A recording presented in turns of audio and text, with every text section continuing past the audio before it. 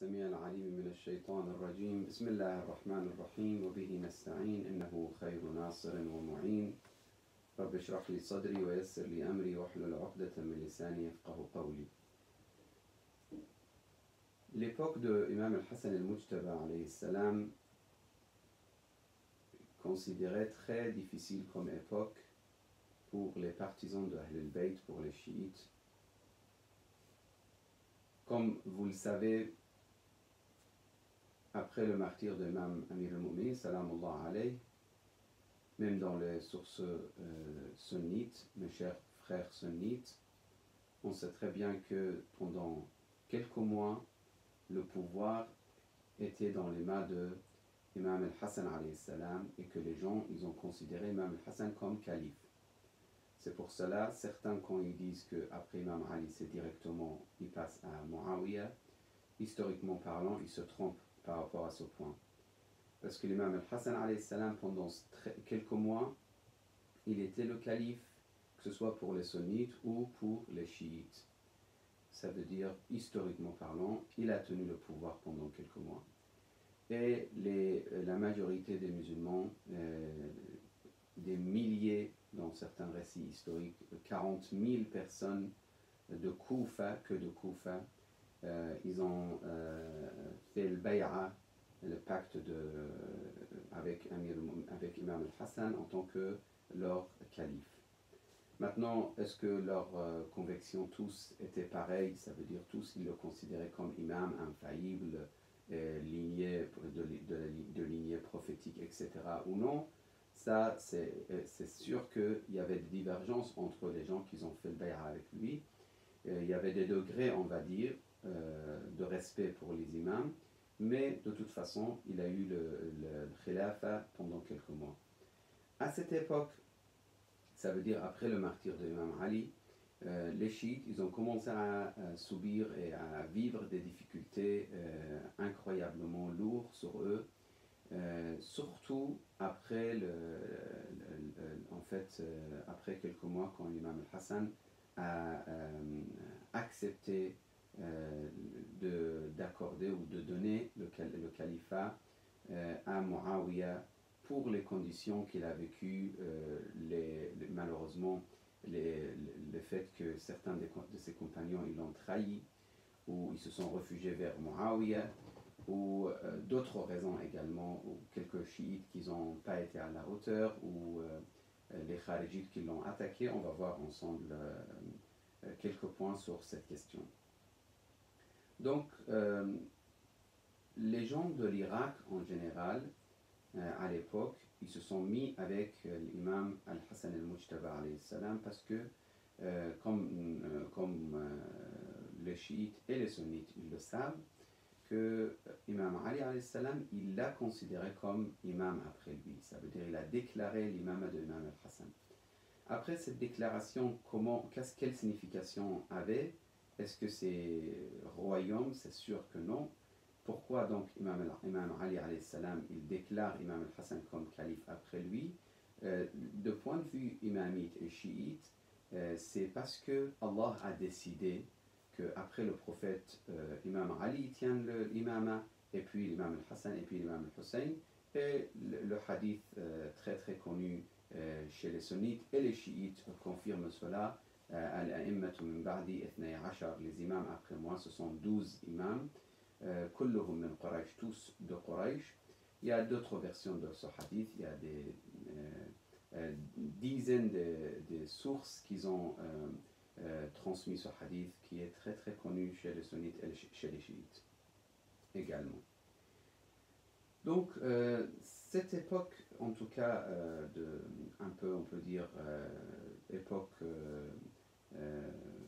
qui était plus ou moins vraiment favorisant ou positive pour les partisans de Ahl al-Bayt, avec le martyre de Imam Ali, commence à terminer. Quelques mois, Imam al-Hassan, il détient le pouvoir, également les chiites, ils se sont encore toujours un peu favorisés, même pas question favorisée, ils ont leur liberté, on va dire. Ils ont vécu quelques mois encore de liberté de s'exprimer, de se présenter en tant que partisans de Ahlul Bayt alayhi salam. Mais ça n'a pas duré très longtemps. Dès que les problèmes de Ubaydullah ibn Abbas, quand il s'est réfugié vers Muawiyah, Ubaydullah ibn Abbas, un des hommes de Imam al-Hassan al-Mujtaba, et le cousin de l'imam al-Hassan al-Mujtaba, malheureusement, il a abandonné l'imam al-Hassan al-Mujtaba, il s'est orienté vers Muawiyah. Maintenant, qu'est-ce qu'il avait payé Muawiyah? Pourquoi il s'est réfugié vers Muawiyah avec d'autres soldats également? C'est à analyser, c'est à poser beaucoup de questions sur cette question. Il y a beaucoup de choses à savoir. Ala kulli hal, de toute façon, après ça, Imam al-Hassan alayhi salam, il commence à perdre ses soldats petit à petit, avec les méthodes que Muawiyah avait utilisées. Muawiyah, il envoyait des espions, Muawiyah, il envoyait de l'argent, Muawiyah, il essayait d'écrire des lettres pour les grands hommes de Imam al-Hassan, c'est les grands soldats ou les grands hommes chez Imam al-Hassan alayhi salam.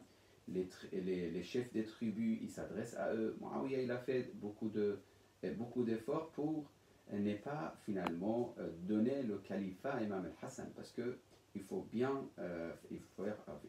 très très attention sur cette question que après la mort de Othman, 4 ans et quelques mois le califat de Imam Ali, Muawiyah, il faisait tous ses efforts pour qu'il puisse devenir le calife.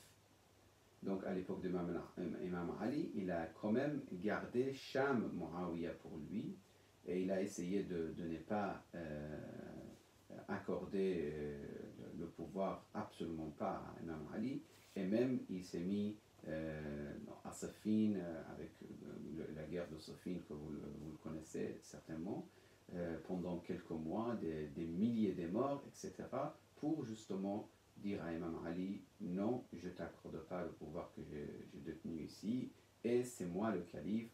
Et finalement, à Sham, ça veut dire Damas d'aujourd'hui, et quelques d'autres villes également, régions autour de Sham, Muawiyah, il voulait absolument rendre solide ses pouvoirs dans ces régions.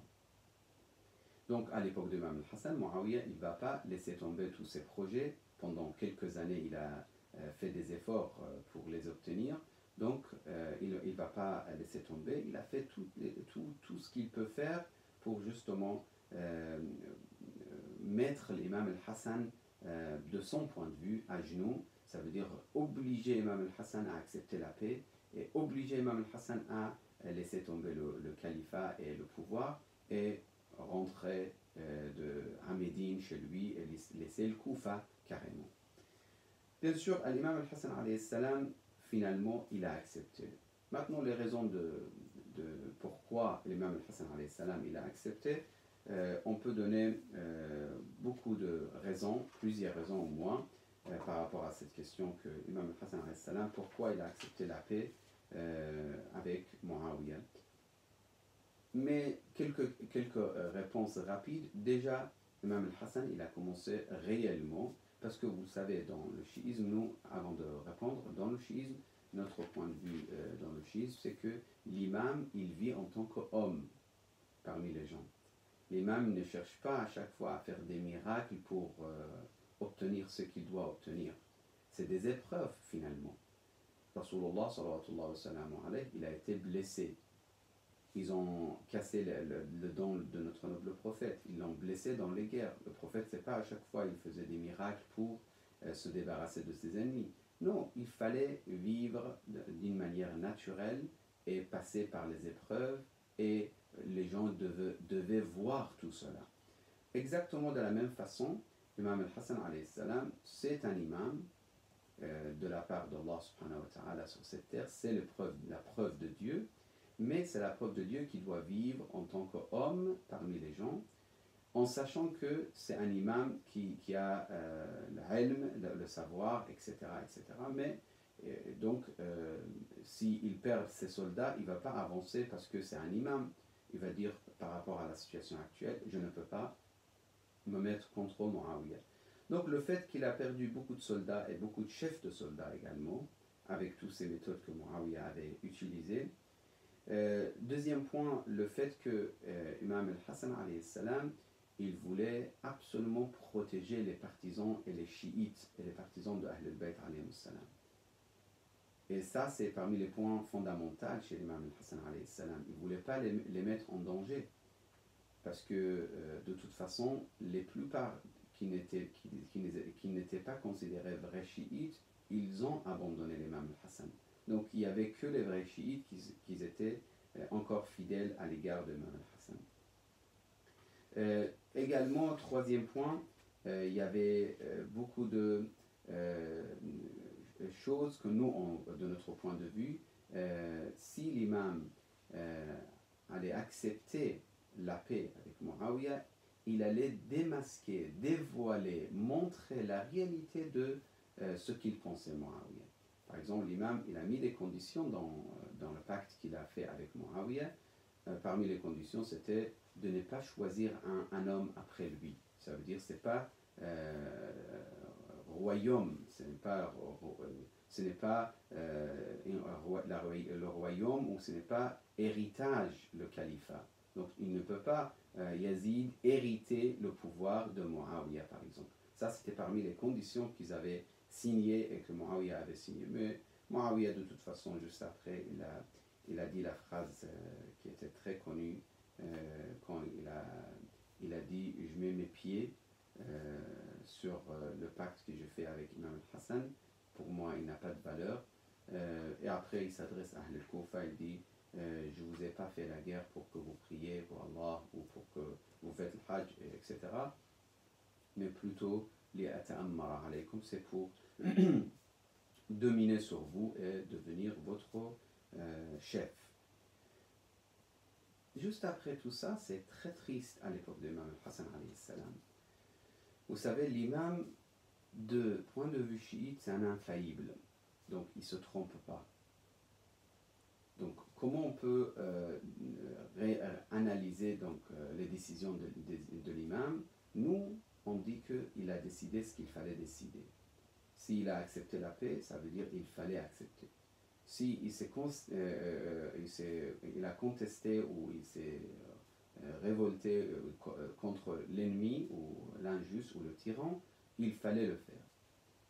Donc c'est pour ça on a un hadith, on se base sur ce hadith, sunnites et chiites, ils ont ce hadith, Al-Hassan ou Al-Hussein, Hassan et Hussein, salam alayhim, imamani qama ou qa'ada, ce sont des imams. Qama, ça veut dire qu'il se met debout pour contester, ou qa'ada, qui s'assise par exemple, ou qui prend leur... en fait, il choisit la paix ou il révolte, que ce soit la paix ou la révolte.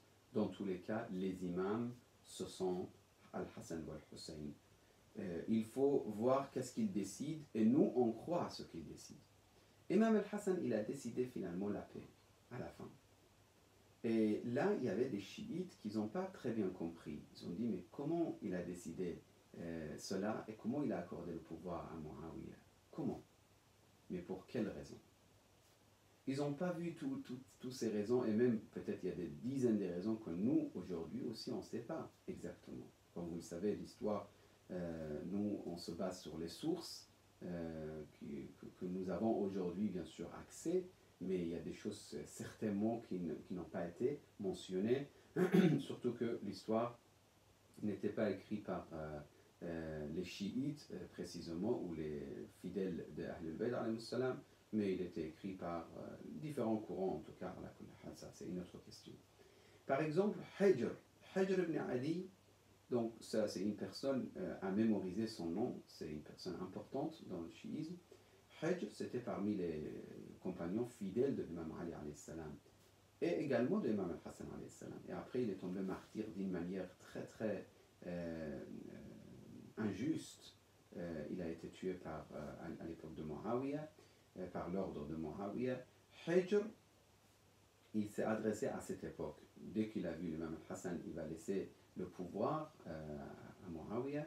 Il s'est adressé à l'imam Hassan en lui disant « Mais pourquoi tu laisses le pouvoir à cette personne? On laisse le droit qu'Allah nous a accordé et on l'accorde à... moi, je suis en train de traduire en même temps les phrases, grosso modo. on accepte d'accorder le pouvoir à celui qui est tyran et qui est injuste, et on accepte l'humilité alors qu'on mérite autre chose, etc., etc. L'imam alayhi salam, il lui répond, l'imam al-Hassan alayhi salam, il lui dit, la plupart des gens, ils ont voulu la paix, ils n'ont pas voulu avancer avec moi pour la guerre contre Muawiyah, et aussi, je voulais protéger mes partisans. Ça, c'est encore raisonnable. Il y avait la phrase qui a été prononcée par un autre chiite ou groupe de chiites, malheureusement, que je ne peux pas les appeler chiites réellement, mais ils se prétendaient d'être chiites. Ils se sont adressés à l'imam avec le terme mudhil al-mu'minin. Ça veut dire celui qui a humilié les fidèles. Certains traduisent le mu'minin par fidèles initiés ou les vrais croyants, en tout cas. Mudhil al-mu'minin, ça veut dire celui qui a humilié, celui qui a rabaissé en fait al-mu'minin. Et ce terme, c'est très, très négatif. Comment on peut s'adresser à l'imam al-Hassan avec ce terme? Mais après, plus tard, on a compris dans l'histoire, avec quelques traces dans l'histoire, par exemple à l'époque de l'imam al-Hussein, alayhi salam, on a entendu un des compagnons de Ahl al-Bayt, alayhi salam, qui avait dit وَقَدْ كَانُوا عَرَفُوا رَأْيَ الْحَسَنِ أَخِيكَ فِي دَفْعِ الْحَرْبِ. Un des compagnons de l'imam al-Hussein, il s'adresse à l'imam al-Hussein, juste après apparemment de la mort de Muawiyah, que les partisans avaient plus tard compris pourquoi l'imam al-Hassan avait choisi la paix avec Muawiyah et non pas la guerre. Maintenant, avant d'avancer, j'aimerais bien appuyer sur un point très important ici. Malheureusement, aujourd'hui que je m'adresse à vous, et que ce soit pour les chers frères sunnites ou les chiites, il faut faire vraiment très attention. Aujourd'hui, on a des personnes qui se prétendent être musulmans et qui respectent le prophète, entre parenthèses, et il se permet de critiquer l'imam al-Hassan en disant que l'imam al-Hassan il n'était pas courageux et il a laissé tomber la guerre et il n'était pas à la hauteur, des choses comme ça. Et moi j'ai entendu directement ce genre de propos. Et il y a d'autres aussi qui se prétendent toujours être musulmans. Ils disent Imam al-Hussein finalement il s'est mis à danger et il ne devrait pas. Ce qu'il a fait c'était injuste. Comment il a osé se mettre contre Yazid à l'époque quand il s'est révolté, etc. Donc ça veut dire certains critiquent l'imam al-Hassan parce qu'il a choisi la paix. Et certains critiquent l'imam al-Hussein parce que il a contesté, il n'a pas accepté de faire bay'a avec Yazid. Et ça, les deux sont fautifs et les deux, ils doivent faire attention. S'ils croient à Allah et à Ahl al-Bayt, s'ils croient au prophète Muhammad sallallahu alayhi wa sallam, ils doivent faire attention parce que ces genres d'idées ça nous ramène vers le fait qu'on soit d'accord avec les gens qui se sont comportés de cette manière. Si aujourd'hui quelqu'un dit Imam al-Hussein il ne devrait pas sortir, ça veut dire qu'il s'est mis avec les Bani Umayya. Si aujourd'hui quelqu'un dit Imam al-Hassan il devrait faire autre chose, ça veut dire qu'il s'est mis contre l'Imam al-Hassan sallallahu wa sallam. On n'a pas le droit de dire Imam al-Hassan avait tort ou Imam al-Hussein avait tort, etc., etc. Mais on l'entend malheureusement aujourd'hui avec les vidéos qu'on voit internationalement, etc. On voit qu'il y a des gens avec leur apparence en étant savants, etc. Ils critiquent l'imam al-Hussein, ils mettent en cause l'imam al-Hussein alayhi salam. Il faut se poser cette question. Comment on ose mettre en cause Sayyid al-Shuhada alayhi salam, l'imam al-Hussein, alors que Rasulullah dit Husaynun minni wa ana min Husayn. Hussein est de moi et je suis le Hussein.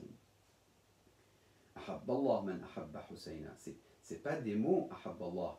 Dieu aime celui qui aime Hussein. C'est pas des mots juste parce que c'est son petit-fils. Non, Imam Rasulullah, il parle d'une réalité à l'imam al-Hussein nous amène vers Allah subhanahu wa ta'ala. Ala kulli hal. La difficulté commence à l'époque de Imam al-Hassan alayhi salam. Mais vraiment une époque très très difficile. Parce que Bani Umayya, il commence à tenir le pouvoir et malheureusement à cette époque même, Bani Umayya, il trouve l'homme qui était très très dur et un grand tyran à l'égard de Ahl al-Bayt, alors qu'à l'époque de Imam Ali, il était un des hommes qui gouvernait de la part de Imam Ali alayhi salam, qui s'appelle Ziyad. Ziyad, il commence à torturer les chiites, tuer les chiites. J'aime pas mentionner les détails qui ont été mentionnés dans l'histoire, mais couper leur tête, les rendre aveugles, torturer, détruire leurs maisons, prendre leur argent, tout ça par l'ordre de Muawiyah, bien sûr, avec l'accord de Muawiyah. Il commence à être très très injuste avec les chiites, et malheureusement Ziyad, il connaissait en plus les chiites. Ça veut dire il savait que celui-là c'est un chiite, aujourd'hui il ne veut pas se montrer. Donc il les cherchait un par un, et surtout les grands chiites, les vrais hommes de Ahl al-Bayt, il les a tués. Ziyad, quand je parle de Ziyad, peut-être certains ne savent pas, c'est le père de Ubaydullah. Ubaydullah ibn Ziyad, le coupable de martyr de Imam al-Hussein de la part de Yazid. Il était le wali, il était le gouverneur de Koufa à l'époque de martyr de Imam al-Hussein. Donc Ubaydullah, c'est le fils justement de Ziyad, qui était aussi très dur à l'égard des chiites et de Ahl al-Bayt alayhi salam. Cette époque était une époque très difficile pour les chiites, les partisans de Ahl al-Bayt salawatullah wa salamu alayhi.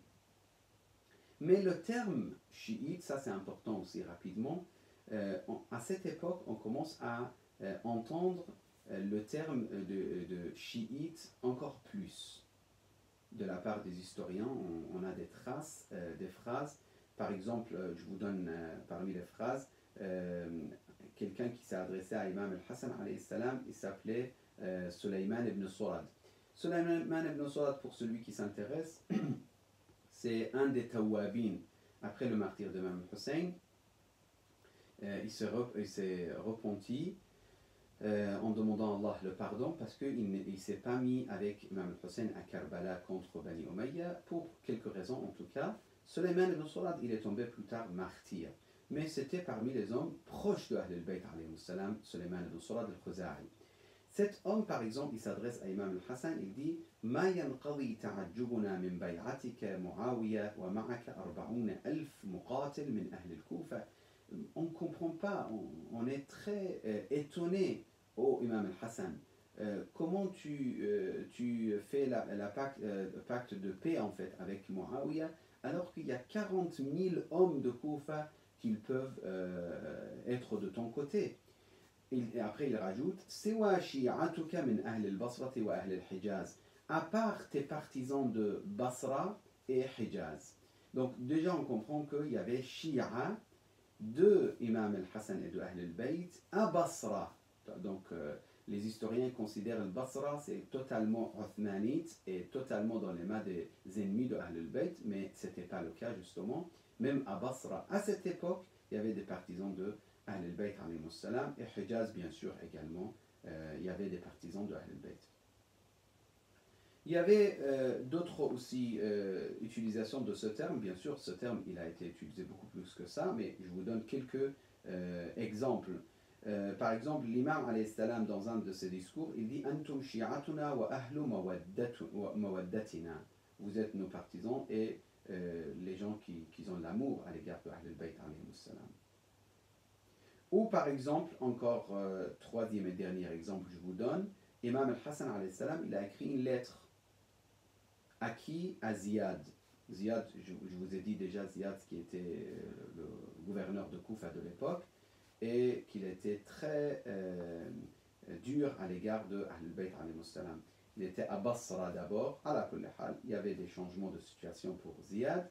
Ce Ziyad, il a reçu la lettre de Imam al-Hassan qui lui demande d'être un peu plus doux avec un partisan de Ahl al-Bayt alayhi salam, Ziyad, il répond avec cette manière: Amma ba'd faqad atani kitabuka. Oui, j'ai reçu ton livre, c'est pas ton livre ici. Kitabuka, ça veut dire la lettre que tu m'as envoyée.